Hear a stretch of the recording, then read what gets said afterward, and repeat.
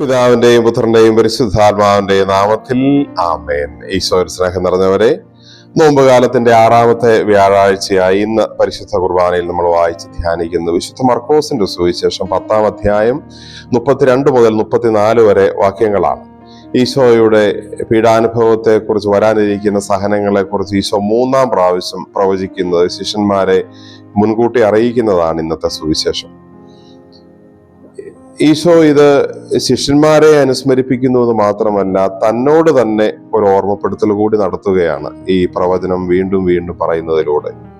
വരാനിരിക്കുന്ന കൊടിയ യാതനകൾ, പീഡകൾ, ദുരിതങ്ങൾ, അതെല്ലാം ഈശോയെ തന്നെ ഓർമ്മിപ്പിക്കുന്ന കാര്യങ്ങളായിരുന്നു. ഇത്തരം കാര്യങ്ങളിലൂടെ നീ കടന്നു പോകാനിരിക്കുന്നു, അത് ദൈവപിതാവിന്റെ തീരുമാനമാണ്, അത് ലോക നന്മയ്ക്ക് വേണ്ടിയിട്ടാണ്, അതുകൊണ്ട് അത് സന്തോഷത്തോടെ ഏറ്റെടുക്കണം. ഈശോയെ തന്നെ ഓർമ്മിപ്പിക്കുകയായിരുന്നു അതിലൂടെ. നമുക്കറിയാം, അത് രക്ഷാകര രഹസ്യങ്ങൾ എന്ന് പറയുന്ന കാര്യവുമാണ്. പീഡാസഹനം, കുരിശുമരണം, ഉത്ഥാനം.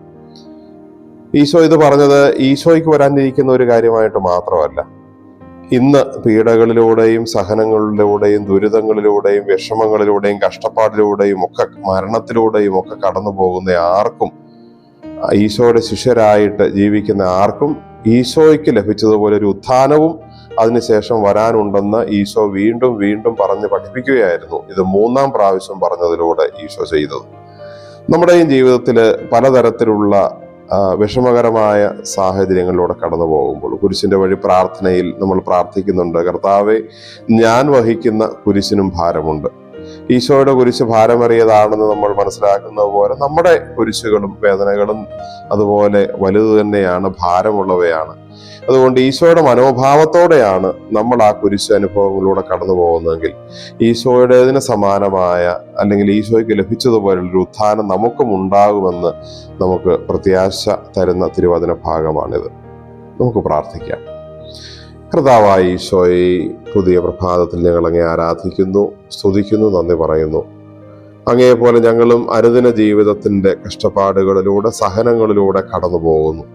ചിലപ്പോഴെങ്കിലും ഞങ്ങളും പലതവണ തളർന്നു വീഴുന്നു, നിരാശരായിത്തീരുന്നു. പക്ഷെ അങ്ങയുടെ ഈ വാക്കുകൾ ഞങ്ങൾക്ക് ധൈര്യം തരട്ടെ, ഞങ്ങളെ ആശ്വസിപ്പിക്കട്ടെ.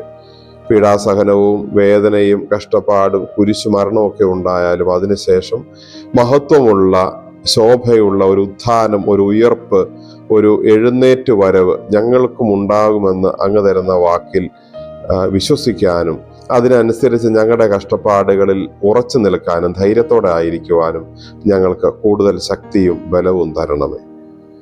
നമ്മുടെ കർത്താവ് ഈശോ മിശിഹായുടെ കൃപയും പിതാവായ ദൈവത്തിന്റെ സ്നേഹവും പരിശുദ്ധാത്മാവിന്റെ സഹവാസവും നാം എല്ലാവരോടും കൂടെ ഉണ്ടായിരിക്കട്ടെ, ഇപ്പോഴും എപ്പോഴും എന്നേക്കും. ആമേൻ. ഈശോ മിശിഹായ്ക്ക് സ്തുതിയായിരിക്കട്ടെ.